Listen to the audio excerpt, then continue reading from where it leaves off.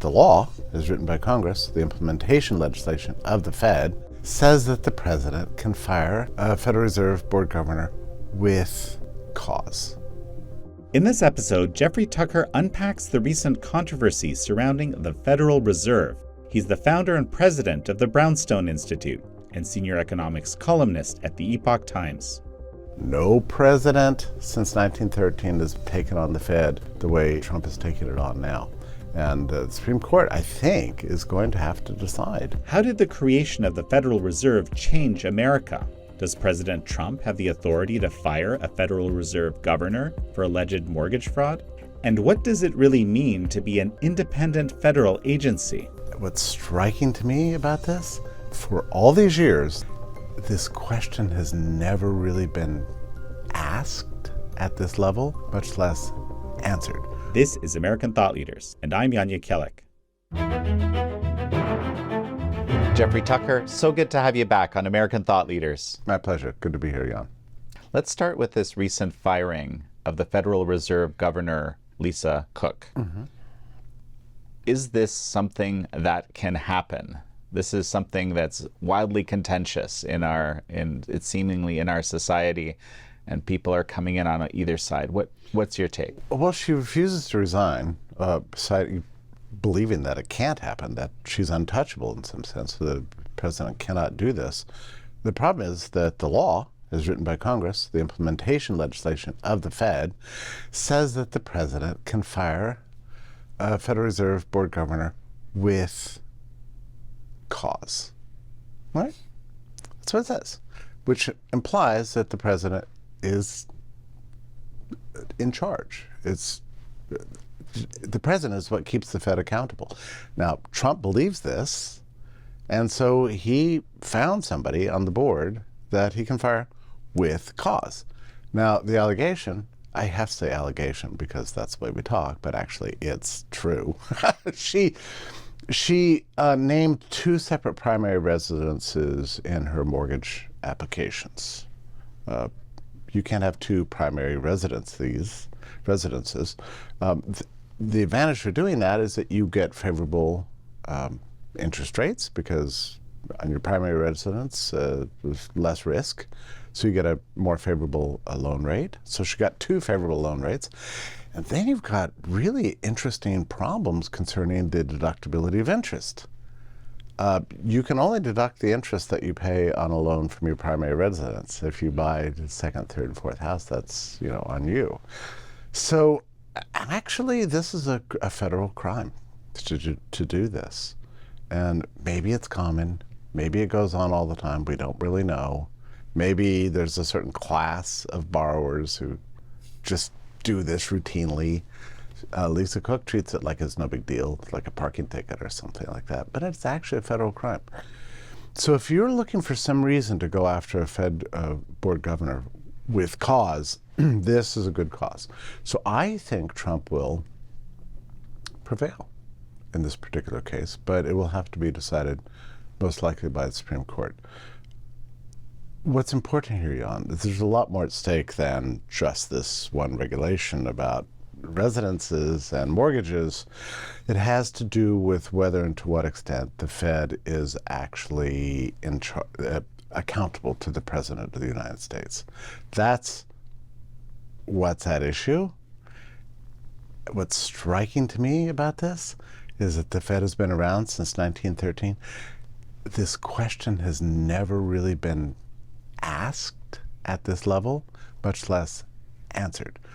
For all these years, this country, we've pretended as if there's such a thing as an independent central bank, and everybody knows what that is. Well, there's another word for independence. That is unaccountable, right? Independent sounds great. Unaccountable sounds bad. Well, the Fed's unaccountable. They've not been held to account for any outside audits in its entire history. Any political intervention is widely seen by financial markets as something like a catastrophe. You're risking the nation's financial stability, and so on and so on. But in the end, we are governed by this document called the Constitution. And we're a nation of laws. And the Constitution has three buckets It has a judiciary, it has a legislative branch, and an executive branch. In the org chart of the federal government, printed by the federal government, that everybody agrees is true, the Federal Reserve is under the executive branch and reports to the president. You can see it. The org chart is very clear about that. You can say it's independent. Well, is that just sort of a norm that we just have a hands-off policy? Well, this is what I was going to ask, because, you know, certainly in the judiciary, precedent is hugely important. It impacts a great many things. Is that the case here? Because clearly, as you've outlined, the precedent has been, you know, independence.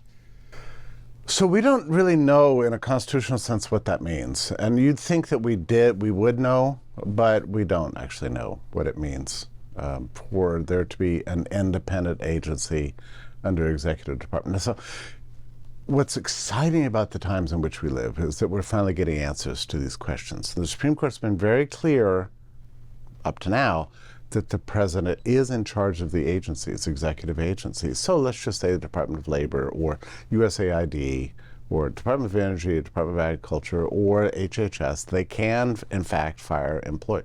Now, 5 years ago, we didn't know the answer to this question, right? I mean, I think we've had these discussions for a while. We didn't actually know whether the president was really in charge of executive agencies. The Supreme Court, in a series of cases, has been very clear the president is in charge of executive agencies, but we know Trump.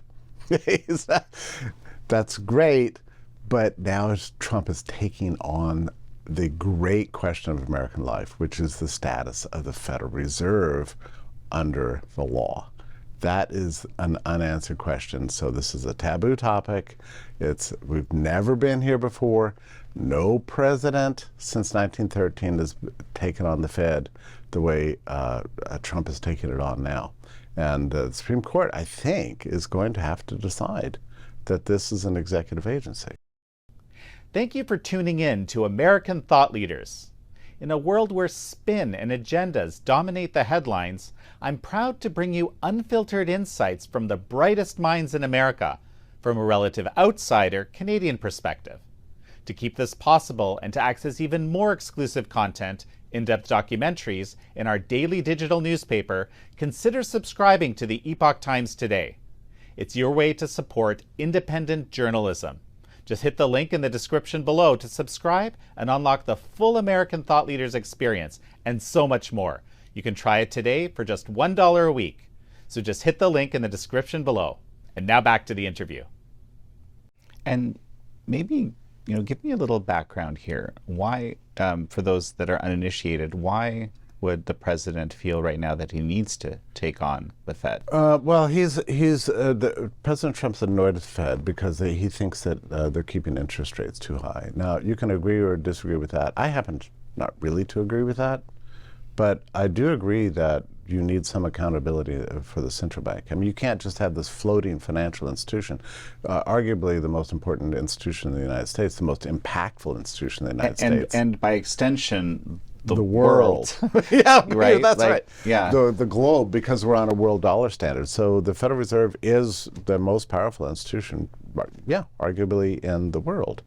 And it's just this free-floating agent out there that nobody knows to whom it reports, if it reports to anybody. But under the Constitution, the founding fathers were not idiots. They knew, the monetary issue was an important issue for any country. But they addressed a lot of things in specifics in the Constitution. They addressed copyrights and patents. They addressed even like the post office. They address all sorts of specific issues. But trade, for example, is in there.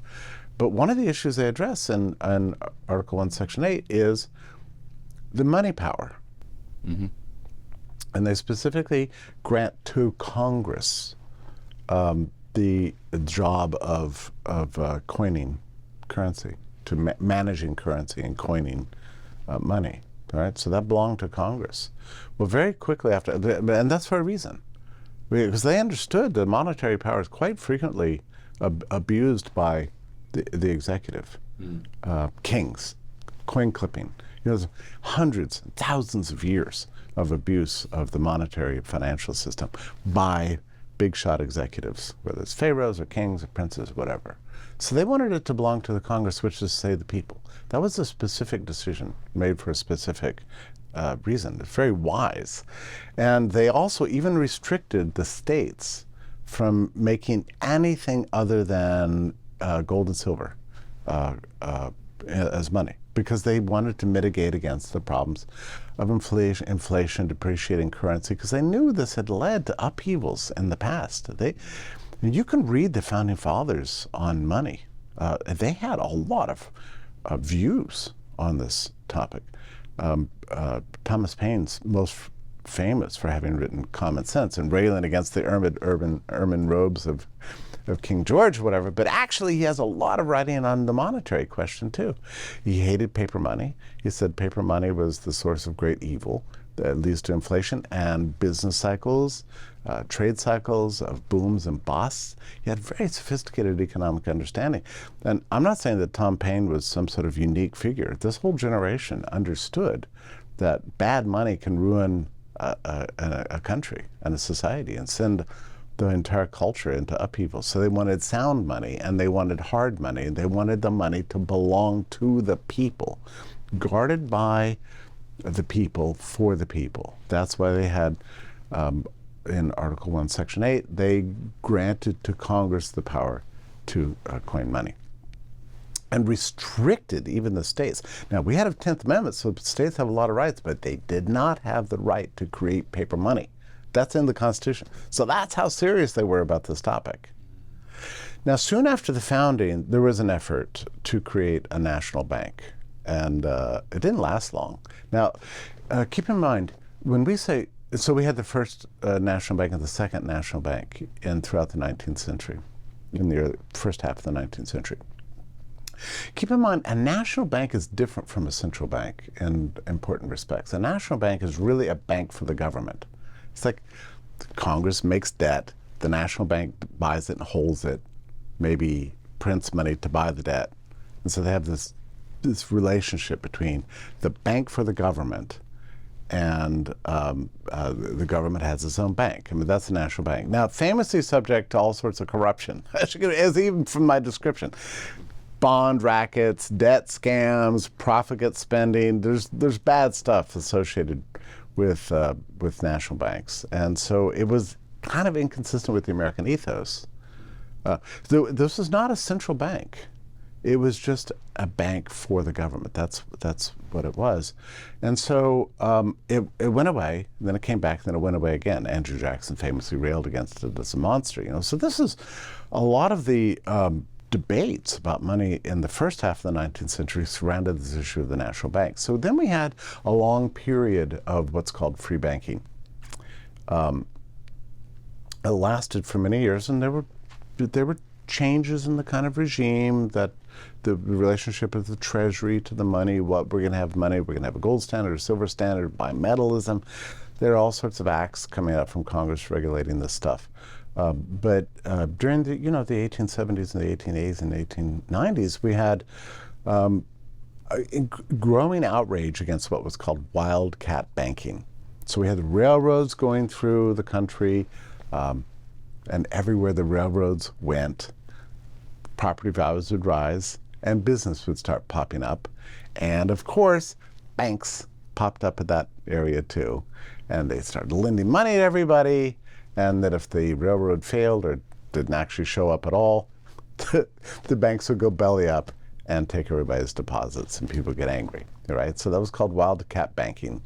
Lots of booms and busts. Banks were regarded as normal institutions, like grocery stores or newspapers or just another market institution. They could fail, they could succeed, but it was determined by the markets. Now that's a little fraught from the depositor's point of view. You can't know for sure. You got to pick well. Yeah, you got to pick well. But there was competition between banks, and bad bankers went out of business. Good bankers thrived. I mean, it's a kind of a decent system overall, but maybe not, incredibly popular for people who's lost their deposits, that sort of thing. But there's a lot of pressure during this period to stabilize the institution. Something that just Yeah. strikes me, Jeffrey, I can't help but think that in a society that's very focused on safety, that prioritizes safety, Yeah. this is something that really wouldn't work in the kind of society that we're in today, for example. Yeah, it was, even in the world, it was an unusual situation. America had a uniquely free system. There were other examples of free banking in this period of history, but America had a pretty darn free system. It was imperfect, but it was pretty good. No real guarantees, at least not from the center. So it was a pretty good system. And look, you have to grant that whatever you can complain about the system, but it actually was a kind of handmaiden or shepherd of the greatest period of growth in industrial history, really. What happened to the American economic structures between 1860 and, say, 1910 was a marvel for all the world. It was during this period where we got the commercialization of steel. We created new cities with skyscrapers. We had sound recording and photography and flight and electricity, lighting up homes and cities, and communication, telephones. It was just the most marvelous period of invention and expansion of incomes, a democratization of prosperity that we saw in America, made America famous all over the world. I mean, in the second half of the 19th century, there was a growing sense in the entire planet Earth that whatever America was doing, they were doing it the right way. Mm. And democratization of prosperity. I love that term. Well, all the incomes were rising, and across all classes. It's not like the tales that you hear from the Gilded Age, which the rich got richer and the poor got poorer. No, I mean, all the data shows that everybody was growing wealthier systematically. Yes, some more than others, but everybody was better off. And the monetary system we had was free banking at first, and then we had a codified gold standard after the Civil War. And that was a government imposition. The beautiful thing about the gold standard is it restrained congressional spending. There was no ability to print. The existence of physical gold restrained credit expansion. It put money in the hands of the people. Gold and silver circulated among the people. So this was a hard money country. Gold coins dangling in your pockets, and banks, if they were issuing notes, which they did, they would keep gold in their vaults, and it was a good system. It was a brilliant system. Remarkably, during this period between after the gold standard and then all the way up to say 1910 or so, what happened to prices? Well, the value of the money gradually grew. I mean, imagine that. You save money, and then after 5 years, you go back to that money that's in your mattress, and you find that it's more valuable than it was when you put it in, right? That's a remarkable thing. We call that deflation now, mm-hmm. But at least under the gold standard, it meant that the propensity to save was, even apart from the interest you earn, you would be rewarded for your prudence, for your frugality, right? And so America became a country of frugality and saving. Saving was always rewarded. Prosperity, invention, creation. I mean, it was glorious. It's no wonder, by the 1890s, almost all of European politics said, we've tried the aristocracies, we've tried our monarchies, we've tried our kings and queens and multinational big shots running everything in our empires, but let's face it, we're all going to eventually be Americans. Look at what they're doing over there. And so this experience really did inspire the entire planet Earth, and America was never more confident than it was under the gold standard in those years. It was also in those years that we developed all of our civic pride, stories of the founding fathers, our national holidays, the music that we associated, the marches, and the flags and the signs and symbols. American pride, and you could say even patriotism, was born during this period, and for good reason. And I guess my point is that this is all very interesting, but that the monetary regime being hard money, money belonging to and controlled by the people and by independent enterprises, was a major reason for that. So now we have to fast forward to the Fed, because that's where things really began to change. And so, this is, now we're talking about 1913. And so what, just very briefly, why? Well, a lot of it had to do with the Panic of 1907. But like in all politics, sometimes the crisis is exaggerated for a reason. But there was something like a frenzy after 1907. We can't stand this system anymore. Ups and downs, and bank failures, and panics, and we don't know if the money is there. This is a problem. We don't know if the debt holders are even going to be paid. We need to bring science to monetary policy. So one of the things that was part of the ethos of the time, you could look at the prosperity that unfolded over those 30 or 40 years and say, that's a miracle of entrepreneurship, enterprise, and freedom. Or you could look at that and say, wow, this is a consequence of good managers, excellent engineers, excellent science, the primacy of rationality over randomness, right? There's two interpretations you could give. Mm-hmm. So as time went on, that second interpretation prevailed. So there's a growing sort of valorization of expertise and management. And they said, look, we should bring this spirit that's given us all these great inventions in the private sector to government itself. Let's put the experts to work on banking and money. And the experts did come together, famously at Jekyll Island, and put together this new institution. It's a funny institution with a funny name, because it's actually not a national bank. Yes, it is a national bank, but it was more than that. It became a kind of regulatory cartel owner of all banks in the country. So you could not be a bank unless you were a member of the Federal Reserve. Federal Reserve was going to be responsible for all clearing systems. How we got paid, when you finally get the thing that you're going for, when the money arrives at the institution that it's intended for, that's called clearing, and that was going to be entirely charged by the Fed. That was entirely managed by the Fed. And so there wasn't going to be no more wildcat banking, no more independent banking. Banks were not going to be this free enterprise operations where there's pop up and go away. No. It was all going to be controlled by the Fed. So it was both a national bank and a private banking cartel, granted special rights by the federal government. So it exists in this strange place. And that was in 1913. How is it private? Well, it's entirely privately owned. I mean, these are privately owned banks. They're privately owned banks with a federal charter from the government. The banks being all the members? Yeah, well, all the banks are privately owned. And, sure. Yeah, and so it's a private cartel. It's like the biggest banks, leaned on Congress to codify a centralized system that would retain their private status while forbidding competition from outsiders, from wildcat banks and random people. So the system itself is privately owned, or you could say it's a quasi-public, public-private.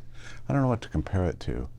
I'm not sure there's a good comparison there. Well, clearly the Board of Governors is not private. Right, that's right. So and this is where we get into a lot of ambiguity. So this is where it gets really interesting. Is it public or is it private? This is where, and if it is public, who controls it? The voters? Congress? Supreme Court? The president? Who? What does it mean to be an independent agency? We know from the Supreme Court that these don't really exist in other areas of the federal bureaucracy. We know now that the president's in charge of them. Well, what about the Fed? That was always ambiguous in the law. So what happened was This is the way it's normally described. Congress decided, in its wisdom, to take its powers over monetary matters, Article 1, Section 8, and delegate those to this new institution called the Federal Reserve. Now, you should just reflect for just 2 seconds. You know, you and I are both interested in words. The word Federal Reserve is by itself funny because it doesn't say central bank. Americans hated the idea of a central bank because that was more like Germany and Bismarck or whatever. They didn't want that. Central bank is not an American institution, so they called it something completely different. It's actually kind of genius. They called it first the word federal.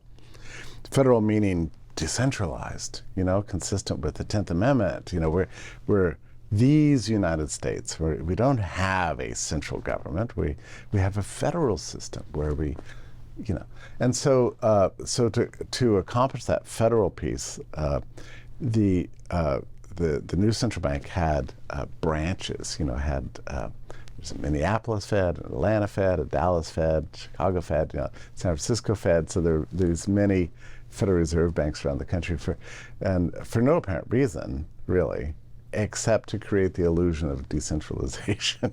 Okay, so there was that. And even now they're gigantic and they employ all these researchers and they say interesting things. But there's no reason for all these feds around the country. The second part, this word reserve, is funny when you think about it because it implies that they have something. They're in the possession. We have the reserves. Just in case we need them, we have the reserves. If there's a crisis, we're going to be there to help you. You can have confidence in the system because we have reserves. You know, whatever. In those days, it was gold. Yeah. You don't need to worry. Finally, we have a system that's stable and functioning and scientific. Now, the science part of this thing is also interesting because it comes along at the same time that macroeconomic theory was sort of developing. And the idea was that the Fed eventually, not initially, but eventually, the Fed would guarantee, would seek low inflation and high employment, or at least low unemployment, and some sort of economic stability. So they had this sort of mission, a big, broad mission, managerial mission over the whole country. The original Fed, keep in mind, so the founders of the Fed and the ethos of the time was they're tired of the chaos. They're tired of the chaos of the markets. They're tired of the bank failures. We're going to stop that, but we're also going to guarantee low inflation. I mean, this is widely believed. Now, there's plenty of people out there that think the Fed is just a big demonic conspiracy, racketeers. Maybe there's an element of that or whatever.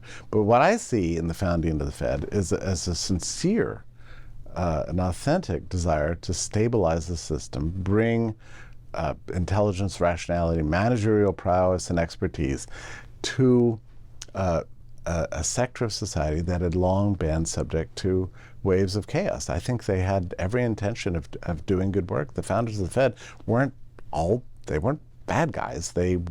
Many of them wanted sound money. In fact, some of them wanted to stop the credit expansion. They didn't like the way these wildcat banks, you know, you'd have a bank pop up, Bob's Bank. Oh, the railroad's coming along, here's your money, it'll lend the money, I'll collect the money, and then the bank goes belly up and people lose their deposits, you know? And then the bandits would be on the run. They didn't like that. They were kind of stodgy old timers in a way. Let's have gold and a frugal, thrifty middle class and stop with all this nonsense, right? So this is the sort of the ethos of the first Federal Reserve. But the problem is that in the end, despite its name, despite the intentions of the founders, it was a central bank. And if I may, just, you know, talking about words and words changing meaning, you know, even growing up, you know, hearing about Federal Reserve or federal anything, it never occurred to me, you know, and of course I grew up in Canada, I wasn't taught these things, right? Yeah. That federal meant decentralized. I, in fact, thought precisely the opposite, that federal meant centralized, that it's a function of the federal government. Yeah, well, this traces to an ambiguity in American history over the word. Well, and it's very interesting because that maybe that the shift in the understanding of that word maybe reflects, the shift of how at least some aspects of our society think about how we should be governed. Right. Yeah, even at the founding period before the Constitution, there was a lot of mix-up about these words because there were the Federalists, Right. and a lot of people look to the Federalists and say, "You're not Federalists. You don't believe in a federation of states. You're centralists. You want a central government." The people who objected to the Constitution came to be called the Anti-Federalists. Now, that's funny because, of course, they were the real Federalists. I mean, if you believe the Anti-Federalists, they believed themselves to be the real Federalists, and what was called the Federalists were really centralists. So this is where the ambiguity comes from. But I think generally we use the word federalism to mean a decentralized system. And in American history that means granting to states' rights, and we still have many states' rights. We still have a federalist style system. 100%. Yeah, 100%. And Lord Acton said that that federalism was the only true great innovation of American political life. The idea that you would have an overseeing kind of structure that was severely restricted in its power, but most of the powers belonged to the historical political units called the states. Lord Acton said that was the great achievement of American history. Well, the famous term is, right, that they're the laboratories of democracy. And indeed, I'm just thinking right now about Dr. Joe Ladapo in Florida declaring that he's going to get rid of all mandates in Florida law, and the he can do vaccine that. mandates. And there'll be other states that we could call them super mandate that believe, this is kind of the opposite of that. And in fact, some have even declared that in response to this, something in that vein. But there you go. There's that opportunity. You can see how does this play out. It's a great example, right? Yeah, it's a great example. But we're deviating here. Let's go back to it's important. It's important, and it connects to our topic because of the very name Federal Reserve. I mean, this thing never would have gotten through under any circumstances under a different name. If it had been called the Third National Bank, it would have been dead in Congress in no time. But because it was called a Federal Reserve, or the Central Reserve, or the Central Reserve, or the Central Bank, or the Bundesbank, or the Bank of England. These were central banks. But in America, we didn't have that. We had a Federal Reserve, and they created all these branches around the country just to underscore the point. And in those days, progressivism, what came to be called progressivism, was an ethos alive in the country. The belief that we would take the tools of science and apply them to public policy to engineer progress. This was the essence of progressivism, and that revealed itself in a number of ways which we now, I think, find regrettable, like eugenics policy was a progressive kind of policy. Prohibition of alcohol was kind of this mandatory uplifting the population, a consequence of progressivism. But 1913 was a remarkable year because you had, another aspect of progressivism was the income tax. I mean, before 1913, just imagine, every penny you earned, you got to keep. It didn't belong to the federal government at all. I mean, they had no access to any of your income before 1913. And so we had a constitutional amendment that enabled the income tax. We had really a shocking amendment to the Constitution that eliminated the bicameral Congress and forced the Senate to be elected by the people in the states instead of being appointed by the state legislature. It's fundamentally changed the structure of the U.S. Senate and eliminated the bicameral structure of the Founding Fathers and replaced it with what was essentially an experiment. Well, what I'm saying is that the Federal Reserve was the same kind of experiment. It was a progressivist experiment in the application of expertise and science to the sound management of the monetary system of the country.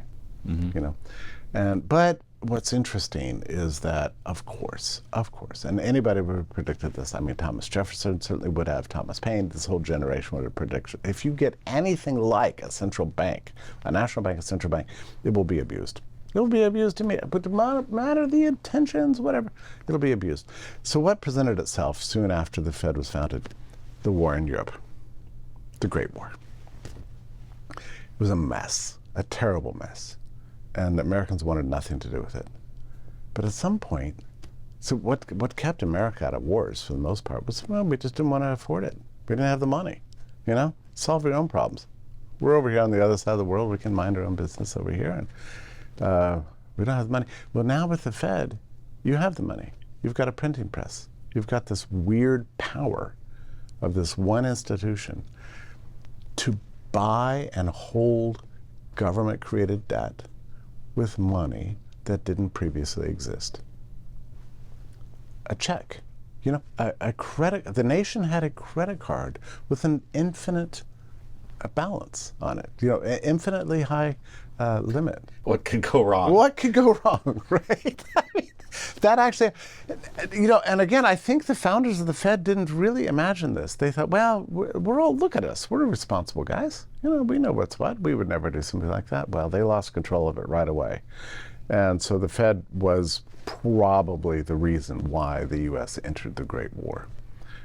That was probably the reason. And certainly, and there's been a lot of empirical research about this, the Great War would never have happened without central banks in Europe funding it. The entire Great War was a central bank funded fiat money, you know, debt financed project made possible by central banks, among which the Fed. The Fed didn't invest itself as heavily in war as, say, the Bundesbank or the Bank of England or something like that, or the Russian central bank. But still, I don't think the U.S. would have ever entered that war were it not for the Federal Reserve. And then the problems began. You know, people don't understand this, but soon after the war ended, the U.S. experienced one of the worst inflations between 1918 and 1921. I mean, the dollar lost. Now, the data is a little unclear on this, but as best we can tell, the data lost as much as half its value.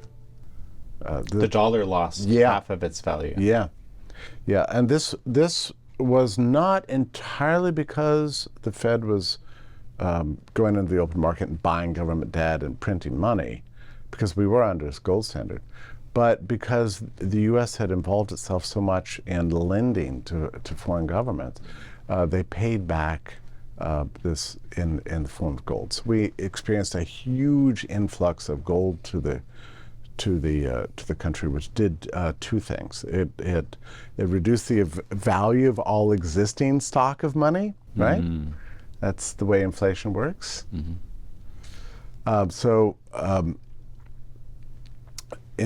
A huge importation of gold from abroad led, just like it did in the Spanish Empire, an importation of gold leads to inflation. So we experienced this big inflation, in part because of the war, and then a business boom that resulted in a huge business cycle bust in 1921.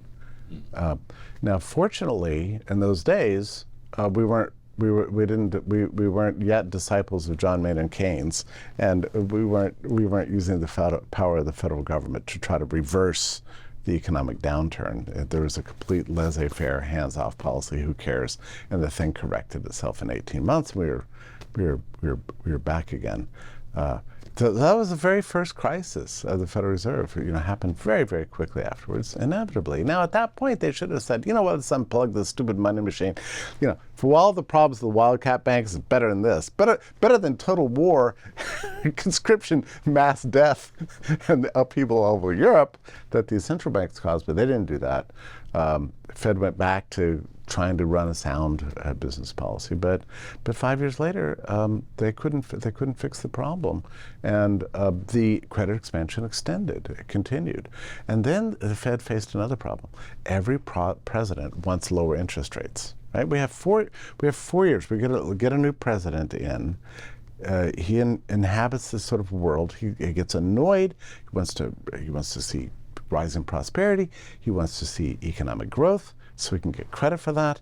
And a major inhibitor of that always is the limitations of the financial system. And if the Federal Reserve has the power to determine the lending rates between itself and its member banks, which it does, it can set any rate it wants, then the Fed bears responsibility for the interest rates of all the way up and down the yield curve throughout the entire country, and can drive growth, or it can drive pullback on growth. Well, and hence the president taking big issue with the Fed right now. And again, I'm not here to agree with Trump's evaluation of this. Although, in his defense, he's a businessman, and he's worked in debt and banks all of his life, raising huge empires all over the place, business, and dealt with banks, and he always wants the best rate. Like, as a businessman, he's not going to accept the rate that's given to the hoi polloi. He wants the best rate for the money that he's getting. He believes in debt. He believes in leverage as a businessman. He came of age in the age of leverage, so he believes in leverage and he believes in low rates. So he's using that model and applying it to the entire country. So I get it. I think it's reckless, but I get it.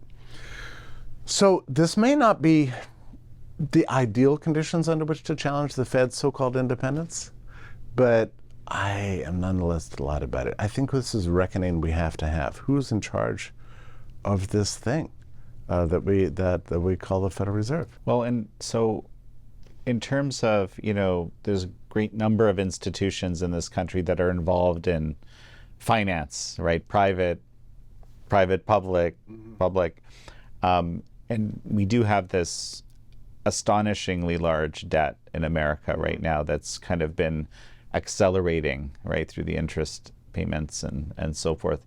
How much of a responsibility does the Fed have for this reality in your mind, in the grand scheme? Yeah.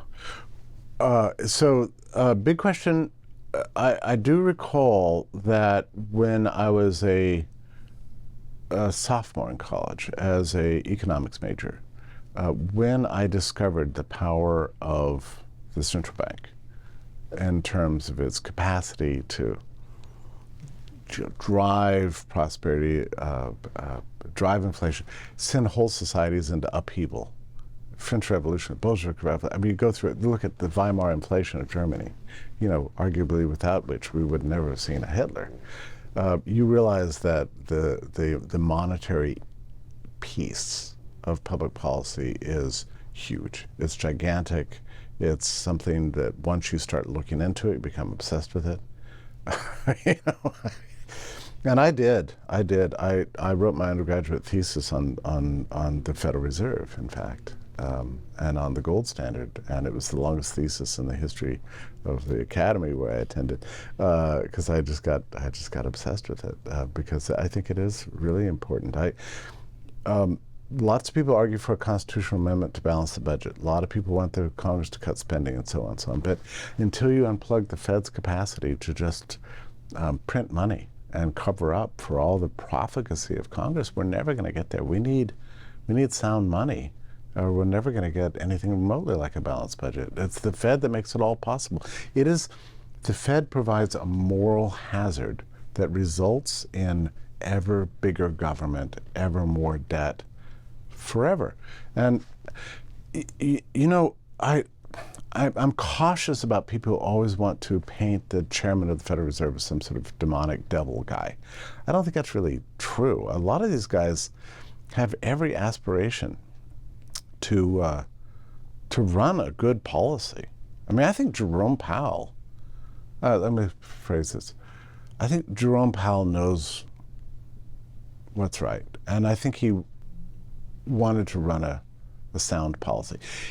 He inherited Ben Bernanke's policy of zero interest rates, which is a grotesquely irresponsible policy. It never should have been imposed after 2008.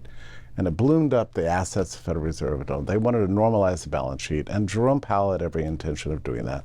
And that's what he did do. He started cranking up interest rates a little bit at a time, wanted to normalize Federal Reserve policy, make it more responsible, clean up the Fed's balance sheet, get all these bad mortgages off the books, and set us back on a good policy. He is a sensible, reasonable human being. But they came to him in early 2020 and said, Mr. Powell, you may be a good manager of the monetary system. You may be a good and respected head of the banking system. You also have responsibilities to larger issues like the priorities of the federal government, too. And we've got a virus on the way. And we're going to have to deal with this in a big way. This campaign you have to raising interest rates has got to stop. Right now, starting now, I don't have a transcript. I don't know for a fact this happened, but you can look at it in the data. They got to him, said, you have to serve the cause right now. You are federally chartered. You have a responsibility to the government here. We want these interest rates to fit and match what's about to happen. So sure enough, I think it was about March 12th, maybe March 10th, he slammed the rates back down to flat zero and accommodated trillions and trillions of dollars of congressional spending for the coronavirus, and created more money in those 18 months to 2 years than we'd ever seen, really, in American history, certainly since World War II. I mean, it was an unbelievable thing. This is not what Powell wanted, but it's what he had to do because he was being pushed from every end. We don't know whom, but and he did because the structure existed to actually do it. Because it was possible. Mm-hmm. You know, I mean, you can send your college kid off with a credit card with an unlimited balance on it and tell him to be frugal and be careful about his spending, but he's probably not going to be. Right? That's essentially what we're dealing with the Federal Reserve. We've got the whole federal government on this Fed credit card, and they just can't stop. They can't stop it. And it also just strikes me that the way, and just please comment on this, but the way it's structured strikes me that the locus of responsibility seems to be diffuse or unclear. Yeah. Right? So this is right, and this is what I think we're going to have to get settled, and this is why I admire what Trump's done so much with this. I think what Trump's done here with this Lisa Cook thing is just brilliant. I mean, he found a way in to test the powers of the people's elected leader over this central bank that has lived for more than 110 years in this kind of obscure floating realm of independence. And you know, we don't really have access to their books. We don't really know what goes on at the Fed. Yet they have to present reports to Congress. The government can audit them like they audit the Pentagon or anybody else, but they've never been exposed to an outside audit like any big company would be. They've never been outside. Even the Rand Paul's introduced legislation, his father before him, going back decades, to audit this thing. It still has not been audited. So there's weird stuff going on. It's an unaccountable institution. It's really a beast. It's responsible for the financialization of the U.S. economy, the explosion of the capital goods sector at the expense of the consumer goods sector. It's arguably been the reason for the blow up of the managerial state and for the puffiness and frothiness of the corporate world, the centralization of business. The persistence and rise of the media. It's like a lot of things. What's the frothiness of the business world exactly? Oh, but I just like, you know, ever since ZERP, since 2008, we have a whole sector of society of people inhabiting high-level corporate positions, getting paid very high salaries because of their resumes and don't actually do anything. Okay, that's the frothiness. This is well documented, and it's a shock, really. And I think the Fed bears most responsibility for that. That was zero interest rate policy. When money is free, you're crazy not to carry debt. You're crazy. If you make any money at all, you're going to be making more than it costs you to borrow money. Right, but that only works for people who have the ability to access that money. That's right. It's so a it's very big specific players. group of big It's players. big business. That's the reason why big box stores are taking over everything. I mean, we've got a weird situation in this country where we no longer have small businesses that are happy to do small businesses. Most businesses are started these days to be acquired by another business. And those businesses are acquired in hopes of being acquired again. It's a crazy thing. And this is especially true in the world of finance. You would never start a fund with the expectation to hand this off to your kids or their kids. No, your goal is to impress buyers who buy you, and their goal is to impress even higher buyers. Everybody wants to be Goldman Sachs. Right. It's terrible. Well, and just on that note, I know a number of scenarios where people who understand exactly how this works have built, small businesses so that those numbers look just right for the people that are going to be doing the acquisitions. Oh, sure. It's astonishing, right? Yeah. But the actual sort of the inherent value is not very interesting. Yeah. If that makes sense. Like it creates this weird. It's weird very strange, world. and a lot of it is because of the leverage and the debt finance and the financialization that's taken place. Like there's so much fakery in the world. Because of the central bank, which creates a real. So we're at a very interesting time because we are maybe on the verge of solving this problem. What is the central bank? To whom is it accountable? Is it an executive agency like the org chart of the federal government says, or is it somehow, I don't know, independent? I don't know. By the way, can Congress really give up its powers? It was given control in Article 1, Section 8 over the money and the coinage. That's what the Constitution said. This is your job, Congress. Can they really just write a legislation and go, yeah, we don't like this so much, and toss it over to the executive department? Can they really do that? Can you just delegate whatever you want? I mean, how do we know that the Federal Reserve Act was even constitutional? Do we know that?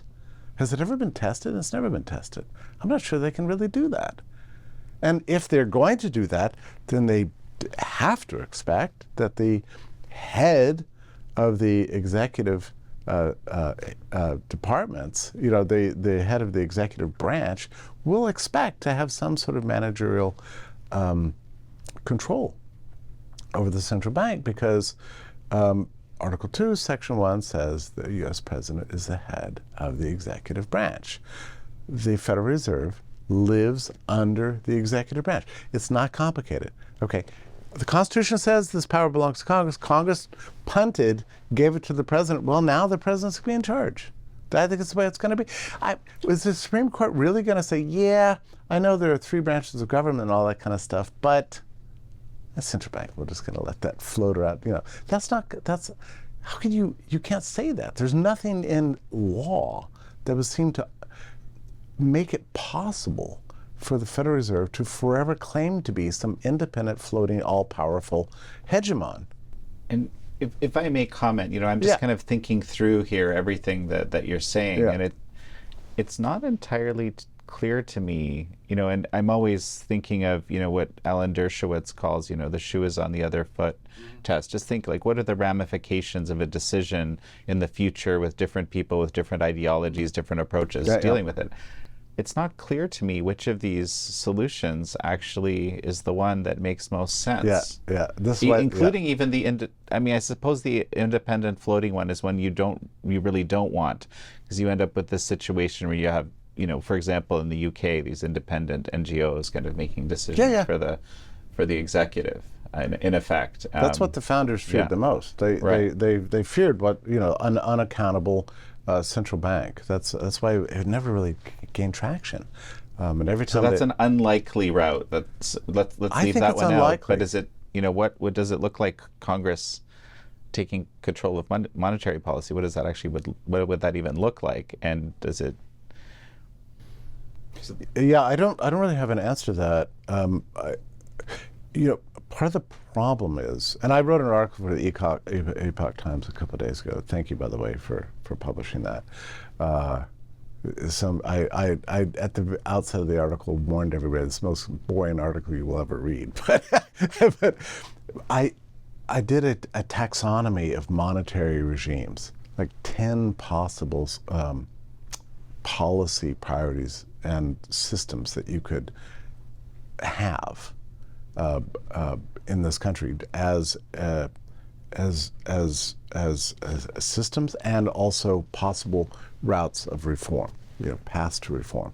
So I can map out to you right now what I think is the ideal system, and I think we had that in this country. It was free banking combined with a congressionally established and presidentially enforced gold standard. I think that was beautiful. I mean, it's not so simple to say, let's go back to that. I don't know how you would do that. I don't know how you get from here to there. But look, we have what we have right now. We're going to get something different soon, right? Probably as a result of a court decision over this very, very provocative, but I think quite brilliant move by Trump to go after a Federal Reserve Board governor. Fire her for cause, and then just see what happens. I don't know. I don't know how it's going to end up. I can see dangers in all directions. I will tell you this. I think it's time for some accountability, and it's time for some clarity about what this thing we call the Federal Reserve is, to whom it's accountable, and whether and to what extent the voters have any place or role in oversight and controlling it. If we don't, we're going to continue to lose our economic freedom, our independence, our aspirations for an enterprising economy with frugal people who can save money and be rewarded for doing so. There has to be a change. We live in times of great nostalgia where people want to recapture what we've lost as a nation. Freedom, independence, frugality, prosperity, families that can live off one income, and so on. So none of this is going to be possible unless we can figure out a way to restrain the Federal Reserve. I think in a circuitous and sometimes fumbling way, President Trump gets that. Intuitively, he understands that. This institution must be held to account. It must be accountable to the people and to the people's representatives. And I think that's a good decision. I think it's a good step. Let's see how it turns out. Well, Jeffrey Tucker, it's such a pleasure to have had you on. My pleasure. Thank you, Jan. So everyone, before we finish, I want to try something a little different. I met a new friend, Andrew Sorcini, over at Beverly Hills Precious Metals. He's been working with someone I trust very well on purchasing gold, silver, other things. And it's actually a huge opportunity to kind of learn about what's happening. I've been watching the gold market, and I think it's the highest price ever, actually, that it's at right now. Can you just tell me what is going on and what does that mean for investment? And by the way, just as a caveat, I am myself deeply invested in gold, not with Andrew's company, but I see that as an excellent place to put wealth these days. Oh, yes. So for the past 5 years or so, the BRICS nations, which are Brazil, Russia, India, China, South Africa, and now a whole slew of other countries, they're trying to de-dollarize the globe, meaning they don't want the world's trade to work on the dollar. And what this has done is they've been hoarding the Earth's gold in record amounts with the idea of coming out with some sort of a central bank digital currency that's gold backed. That's been the single driving force on why gold has been blasting off recently. And really, it feels like there's no end in sight. Well, that's interesting, but isn't this sort of working? Are you basically saying if I'm investing in gold and silver and precious metals that I'm actually working against the United States here? No. So what happens is that when Donald Trump actually gave his inauguration speech, the first words out of his mouth were, the golden era of America begins right now. And he keeps throwing out these gold innuendos, and a recent one actually ties into what's happened this week. So a little while back, he actually tweeted on X. It said, "He who holds the gold makes the rules." And on that day, gold went to $3,500 an ounce.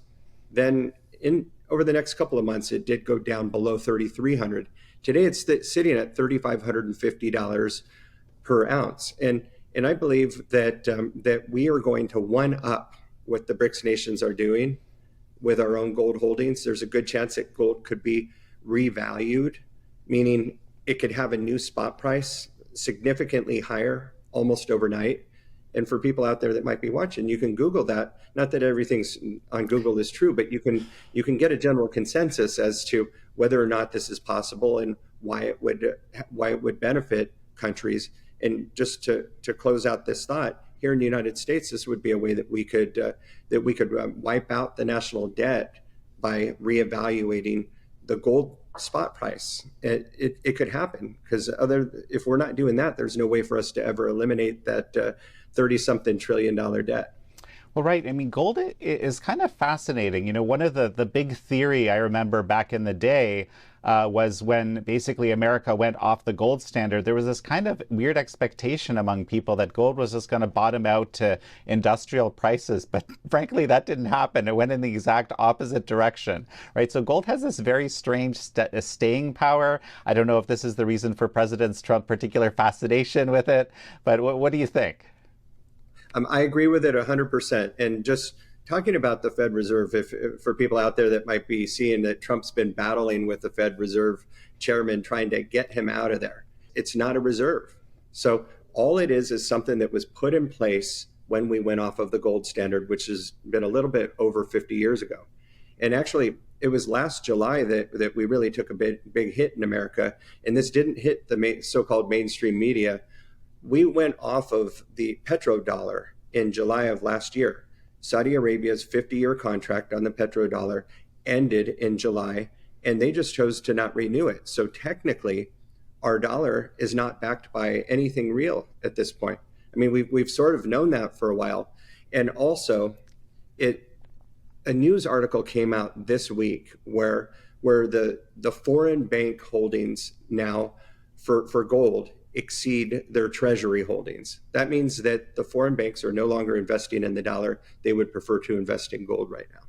Well, no, and in fact, I was just actually looking at a graph that actually speaks to this. I mean, there isn't a ton of trust in the euro either, or even less, but there is this increased interest in gold as the place where people store value. Yeah, it's all the currencies out there for pretty much every country. Many of these countries are like America, where they do have a big national debt, or their currency just doesn't have the value anywhere close to other countries' currencies. So I believe that the way that we spend money is about to change forever. So we're probably going to go to something digital. Like for me, I like sports. I live in Los Angeles. I go to Dodger games. They don't take cash there. So people want to use their phone to pay for things. So if we're going to be doing that, why don't we have some sort of currency that is digital, that's based on something that's real, like gold and or silver. And for people like us that own gold or silver, you're in on the ground floor on something that could really only go up in value if the whole world is using it as a currency again. You know, the reason that I shifted the holdings that I have into gold mostly is because I view it as a kind of a safe store, right? And so this is what's interesting. I mean, it is at a record high price right now, but generally you don't hear that you want to buy high, right? Generally you hear buy low, sell high, that kind of thing. I'm not looking to buy and sell. I'm looking to have a place where I have safety. Yeah, absolutely. So I'm talking about the idea of buying high. Okay. I talk about gold a lot, but when I talk about gold, what's good for gold is great for silver. And silver is something that's been heavily manipulated for years, meaning that the big banks out there would not allow silver to break out of a $20 to $25 per ounce range. So it would literally go from $20 an ounce to 25, back down to 20, up to 25, and just continue. And it was all these people who were investing in silver, hoping that it could get back up to $50 an ounce, which is the all-time high, and exceed that at some point. Even in 2011, silver hit $49 an ounce. Gold was $1,900 an ounce. Today, gold is at $3,550 an ounce, and silver's at $41 an ounce.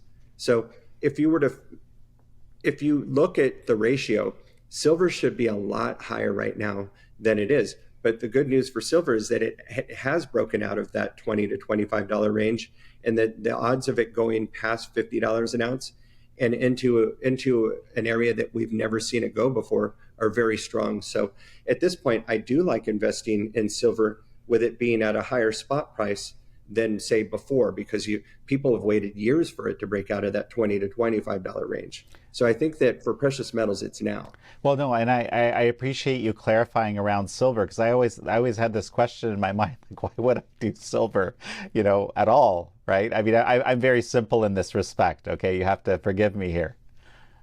Yeah, it's one thing that people can do to own gold and silver is people oftentimes will do a cash purchase, and when they contact us for a cash purchase, they go on our website, they fill out an online form, and they ask us to contact them, and we do, and we're not super pushy. We give people time to be able to speak with their family members, financial advisor, or even pray about it. So we're not going to berate somebody because they can't make a decision to make a purchase on a 10-minute phone call.